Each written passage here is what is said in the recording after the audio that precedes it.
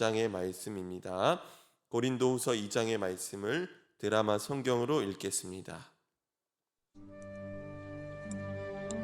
내가 다시는 너희에게 근심 중에 나아가지 아니하기로 스스로 결심하였노니 내가 너희를 근심하게 한다면 내가 근심하게 한 자밖에 나를 기쁘게 할 자가 누구냐. 내가 이같이 쓴 것은 내가 갈 때 마땅히 나를 기쁘게 할 자로부터 도리어 근심을 얻을까 염려하며 또 너희 모두에 대한 나의 기쁨이 너희 모두의 기쁨인 줄 확신함이로라. 내가 마음에 큰 눌림과 걱정이 있어 많은 눈물로 너희에게 썼노니 이는 너희로 근심하게 하려 한 것이 아니요 오직 내가 너희를 향하여 넘치는 사랑이 있음을 너희로 알게 하려 함이라. 근심하게 한 자가 있었을지라도 나를 근심하게 한 것이 아니요 어느 정도 너희 모두를 근심하게 한 것이니 어느 정도라 함은 내가 너무 지나치게 말하지 아니하려 함이라. 이러한 사람은 많은 사람에게서 벌받는 것이 마땅하도다. 그런즉 너희는 차라리 그를 용서하고 위로할 것이니 그가 너무 많은 근심에 잠길까 두려워하노라. 그러므로 너희를 권하노니 사랑을 그들에게 나타내라. 너희가 범사에 순종하는지 그 증거를 알고자 하여 내가 이것을 너희에게 썼노라. 너희가 무슨 일에든지 누구를 용서하면 나도 그리하고 내가 만일 용서한 일이 있으면 용서한 그것은 너희를 위하여 그리스도 앞에서 한 것이니 이는 우리로 사탄에게 속지 않게 하려 함이라. 우리는 그 계책을 알지 못하는 바가 아니로라. 내가 그리스도의 복음을 위하여 드로아에 이르매 주 안에서 문이 내게 열렸을 때 내가 내 형제 디도를 만나지 못하므로 내 심령이 편하지 못하여 그들을 작별하고 마게도냐로 갔노라. 항상 우리를 그리스도 안에서 이기게 하시고 우리로 말미암아 각처에서 그리스도를 아는 냄새를 나타내시는 하나님께 감사하노라. 우리는 구원받는 자들에게나 망하는 자들에게나 하나님 앞에서 그리스도의 향기니 이 사람에게는 사망으로부터 사망에 이르는 냄새요 저 사람에게는 생명으로부터 생명에 이르는 냄새라. 누가 이 일을 감당하리요? 우리는 수많은 사람들처럼 하나님의 말씀을 혼잡하게 하지 아니하고 곧 순전함으로 하나님께 받은 것 같이 하나님 앞에서와 그리스도 안에서 말하노라. 아멘. 제3 참 좋으신 주님의 은총과 평화가 예배드리는 모든 분들 가운데 함께 하시기를 주님의 이름으로 간절히 축원합니다. 오늘은 우리는 그리스도의 향기라는 제목으로 말씀을 나누고자 합니다. 고린도 후서는 바울 사도의 서신 중에서 가장 인간적인 고백이 담긴 편지입니다. 바울의 다른 편지들 대부분 서두를 보면 하나님께서 그 교회에 어떻게 행하셨는지, 어떤 일을 행하셨고 또 어떤 은혜를 주셨는지에 대한 감사의 이야기가 나옵니다.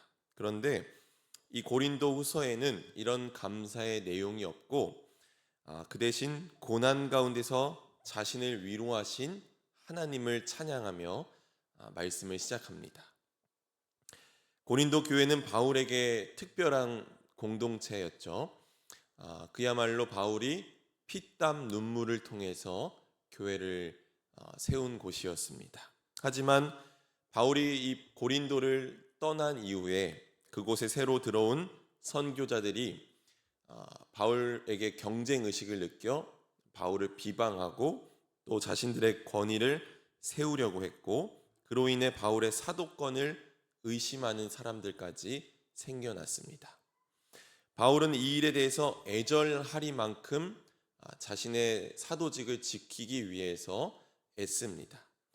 그런데 그렇게 애를 쓴 이유가 무엇일까요? 자기를 드러내기 위해서가 아니라 바로 교회를 세우고 지키기 위해서였다는 것입니다. 자신이 그렇게 복음을 전했던, 눈물로 복음을 전했던 그 복음을 변호하기 위해서, 지키기 위해서 그렇게 애를 썼던 것입니다. 자신이 가짜 사도라고 여겨지면 그동안 전했던 그 복음의 수고와 그 모든 애씀이 가짜가 되기 때문입니다. 교회를 향한 실망도 있었고 또 자신을 거부하는 성도들에 대한 상처도 있었지만 그 모든 것을 덮는 것은 한 가지였습니다. 바로 교회를 향한 바울의 진심 어린 사랑이었습니다. 고린도 후서를 읽으면서 저는 목회자로서의 바울에 대한 마음에 대해서 깊이 공감하게 되었습니다. 그리고 동시에 오늘을 살아가는 우리들의 자세도 이와 같아야 하지 않을까 생각해 봅니다. 신앙은 어떤 말이나 프로그램으로 완성되지 않습니다. 신앙은 결국 한 사람을 포기하지 않는 마음에서 드러나게 되어 있습니다. 때로는 오해받고 상처받을지라도 여전히 포기하지 않는 것입니다. 혹 오늘 우리 마음 가운데 어떤 상처감이나 또 우리 마음 가운데 실망감이 있습니까? 그럼에도 오늘 우리가 다시 붙들어야 할 것은 바로 사도 바울의 이 마음입니다.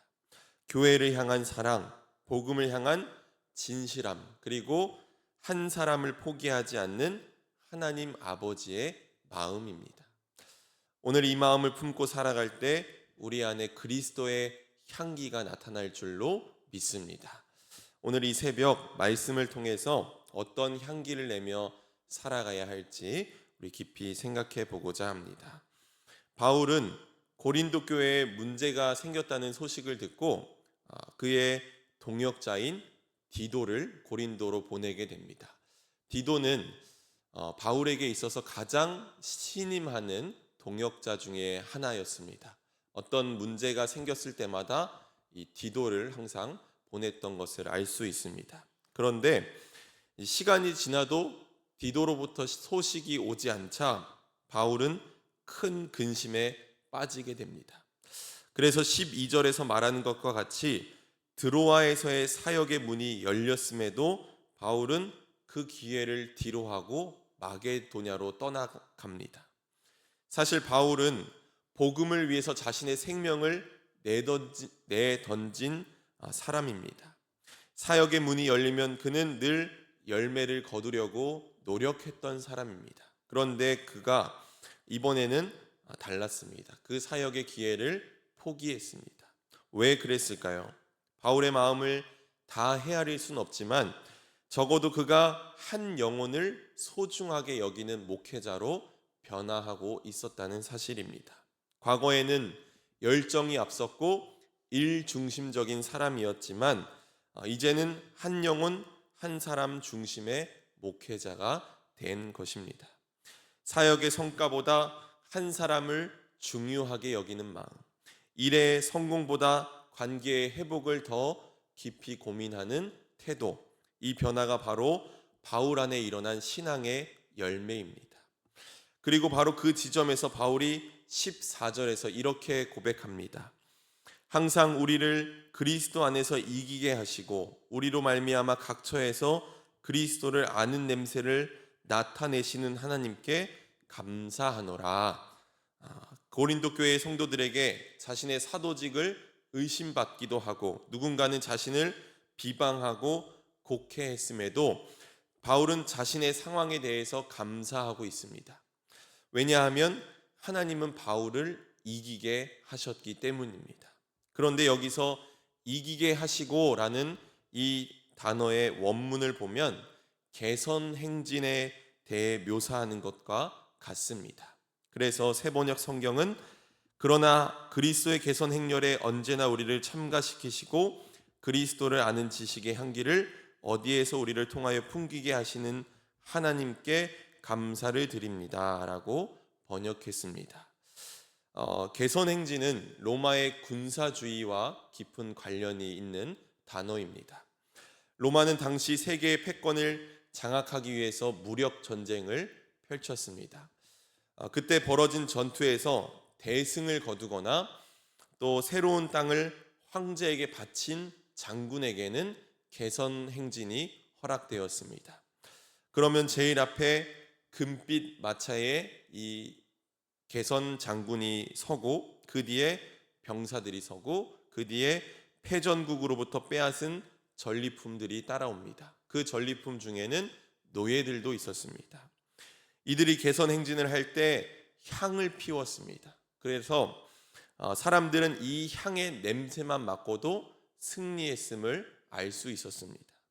하지만 여기서 승리는 피의 승리이고 잔인한 폭력이 그 바탕에 있었습니다. 그런데 바울은 왜 의도적으로 이 단어를 사용했을까요? 예수님이 로마 제국이 지배하던 세상에서 하나님 나라의 복음을 선포했던 것처럼 바울은 로마의 개선 행진과는 전혀 다른 개선 행진을 드러내고 있는 것입니다. 그리스도의 개선 행진은 비폭력적인 것은 물론이고 생명을 풍성하게 하는 것입니다. 결국 그리스도의 개선 행진은 자기를 희생하여 다른 이들을 복되게 하는 십자가의 길입니다. 십자가는 멸망당하는 자들에게는 죽음의 냄새이지만 구원을 받는 자들에게는 생명의 향기입니다. 중요한 것은 하나님께서 우리로 하여금 이 그리스도의 개선 행진에 참여하게 하신다는 것입니다. 바울은 이 그리스도의 개선 행진에 참여한 자들의 특징을 한마디로 요약합니다. 우리 15절 말씀 함께 읽어보겠습니다. 15절 말씀 우리 다 같이 읽습니다. 시작. 우리는 구원받는 자들에게나 망하는 자들에게나 하나님 앞에서 그리스도의 향기니. 아멘. 우리는 하나님 앞에서 그리스도의 향기입니다. 우리는 그리스도의 생명을 품고 살아가는 자들이고 그리스도의 향기를 뿜으며 사는 사람들입니다. 신앙이 깊어진다는 것이 무엇입니까? 내가 기도를 많이 하고 성경을 많이 읽고 또 다른 사람이 갖지 못한 은사를 가졌다면 그것이 신앙이 깊어지는 것입니까? 아닙니다. 기도를 많이 해도 여전히 자기의 욕심 차리는 사람들 많이 있고 성경을 수십 번 읽어도 자기의 분노를 다스리지 못하는 사람들이 많이 있습니다. 신앙이 깊어진다는 것은 사람을 대하는 태도가 변하는 것입니다. 말이 거칠었던 사람이 온유해지고 조급했던 사람이 조금 더 차분해지고 상처를 주던 사람이 위로하는 사람으로 바뀌는 것입니다. 사도행전 15장에 보면 바울과 바나바가 크게 다툰 이야기가 기록되어 있습니다. 요한이라는 마가를 데리고 선교 여행을 가느냐 마느냐를 가지고 둘이 크게 싸웁니다. 마가는 1차 선교 여행을 따라갔다가 바나바의 생질이었는데 요한이라는 마가는 1차 선교 여행에 따라갔다가 중도에 포기하고 돌아갑니다. 바울은 마가를 데리고 가는 일에 반대했는데 아마도 중도 포기했던 그가 선교하는 데 도움이 되지 않을 것이라 여겼기 때문입니다. 하지만 나중에 마가는 이 바울의 귀한 선교의 동역자가 됩니다. 디모데후서 4장 11절을 보면 이 바울이 이 자기에게 유익이 될 수 있는 이 마가를 데려와 달라고 옥중에서 그렇게 편지를 쓰는 것을 볼 수 있습니다. 바울은 예전엔 진리를 위해서라면 사람과도 부딪혀야 한다고 생각했던 사람입니다. 하지만 이제는 사람을 살리는 것도 복음을 지키는 일임을 알게 되었습니다. 그래서 바울은 자신을 힘들게 만들고 자신에게 상처를 주었던 일을 용서하라고 권면합니다. 7절 말씀 보니까 그런즉 너희는 차라리 그를 용서하고 위로할 것이니 그가 너무 많은 근심에 잠길까 두려워하노라. 물론 그가 잘못한 점을 막연하게 눈 감아 주라는 것은 아닙니다. 그가 잘못한 일에 대해서는 교회 공동체를 위해서 확실하게 지적해 주되 그 사람이 자기의 잘못을 뉘우칠 때 용서해 주라는 것입니다. 사람에게는 기다림이 필요합니다. 그 무엇보다도 사람을 기다리는 게 제일 어렵죠. 여러분 경험해 봐서 다 아실 텐데 그럼에도 자신에게 상처를 주고 자신의 마음을 힘들게 한 사람일지라도 그를 예수님의 마음을 가지고 기다려주는 것이야말로 용서입니다. 그리고 이 마음을 갖고 사는 것이야말로 그리스도의 향기를 나타내는 삶입니다. 비난과 오해를 감당하면서도 사람을 포기하지 않고, 상처받을지라도 다시 손을 내밀고 자기를 주장하지 않고 낮추는 모습 속에서 그리스도의 향기는 피어나게 됩니다. 그렇다면 오늘 나는 어떤 향기를 풍기며 살고 있습니까? 오늘 나의 삶의 자리, 내가 머무는 곳에서 나의 주변인들은 어떤 냄새를 맡고 있습니까? 여러분, 냄새와 향기는 다릅니다. 냄새는 보통 좋은 냄새, 나쁜 냄새 모두를 포함하지만 부정적 의미로 사용될 때가 많이 있습니다. 향기는 꽃이나 향수에서 나는 좋은 냄새를 의미합니다. 그래서 이 차이를 혹자는 이렇게 표현합니다. 코를 열면 그것은 향기이지만 창문을 열면 그것은 냄새다라고 그렇게 표현하기도 합니다.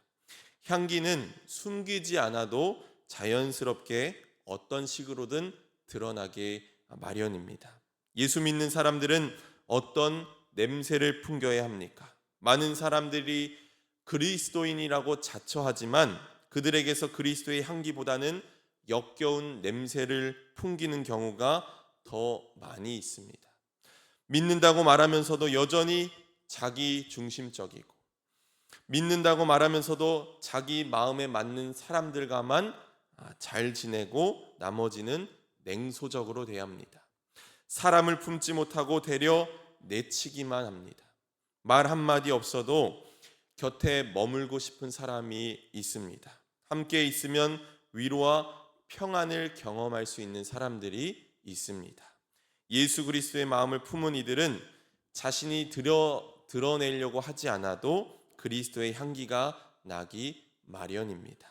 사랑하는 성도 여러분, 하나님께서 우리를 그리스도의 개선 행진에 참여하게 하신 줄로 믿습니다. 이 개선 행진은 세상에서 말하는 승리가 아니라 나를 희생하여 다른 이들을 살리는 십자가의 길입니다. 십자가의 길을 걷는 이들의 특징은 아프지만 사랑할 줄 알고 기다릴 줄 알고 끝까지 품으며 그리스도의 향기를 드러내는 사람들입니다. 오늘 우리의 삶이 그리스도의 향기를 드러내는 삶이 되기를 간절히 소망합니다. 우리의 말보다 우리의 태도가, 우리의 고집과 아집보다는 기다릴 줄 아는 마음이, 또 상처보다는 용서가 더 진한 향이 되어 나타나기를 간절히 소망합니다. 우리는 그리스도의 향기입니다. 오늘 저와 여러분이 우리가 살아가는 삶의 자리에서 그리스도의 향기를 나타내며 살아가기를 주님의 이름으로 간절히 축원합니다. 아멘. 함께 기도하겠습니다. 고마우신 하나님, 오늘도 우리를 그리스도의 개선 행진에 참여하게 하신 은혜에 감사드립니다. 세상은 때론 외적인 승리와 눈에 보이는 성공을 자랑하지만 주님은 우리를 십자가의 길로 초대하십니다. 자기를 비우고 죽기까지 순종하신 예수 그리스도처럼 우리가 가야 할 길도 사람을 품고 기다리며 용서하는 생명의 길임을 깨닫게 하여 주옵소서. 특별히 우리가 이 개선 행진 속에서 그리스도의 향기를 풍기는 자가 되길 간절히 원합니다. 우리를 향한 수많은 오해와 어려움 속에서도 끝까지 사람을 붙들고 교회를 품고 복음을 향해 흔들리지 않았던 바울 사도의 그 마음이 오늘 우리의 마음이 되게 하여 주옵소서. 우리의 말과 태도, 우리의 있음 그 자체가 주님의 향기로 가득 채워지게 하여 주옵소서. 오늘 이 예배 가운데 구별하여 귀한 예물 드립니다. 감사 헌금으로 또 일천번제 헌금으로 예물 드리오니 예물 드린 손길 가운데 날마다 좋은 것으로 채우시고 또 입히시는 은혜를 경험하게 하여 주옵소서. 기도의 제목도 함께 올려드립니다. 하나님 간섭하여 주시고 주님의 크고 강하신 팔로 보호하시는 은혜를 경험하게 하여 주시옵소서. 우리의 삶의 모든 형편을 아시는 주님께 모든 것을 맡기며 나아갑니다. 흑암의 권세로부터 우리를 지켜주시고 세상의 길을 따라 걷는 자가 아니라 어두운 곳에서도 예수의 생명의 빛을 드러내며 살게 하여 주옵소서. 오늘도 육신의 질병과 마음의 아픔으로 인해 괴로운 시간을 보내고 있는 이들을 주님께서 어루만져 주셔서 위로하여 주시고 치료하여 주옵소서. 직장과 사업장의 어려움으로 간절히 기도하는 이들도 있사오니 간섭하여 주시고 역사하여 주시옵소서. 모든 것 주님께 맡겨드리며 예수 그리스도의 이름으로 기도드렸습니다. 아멘.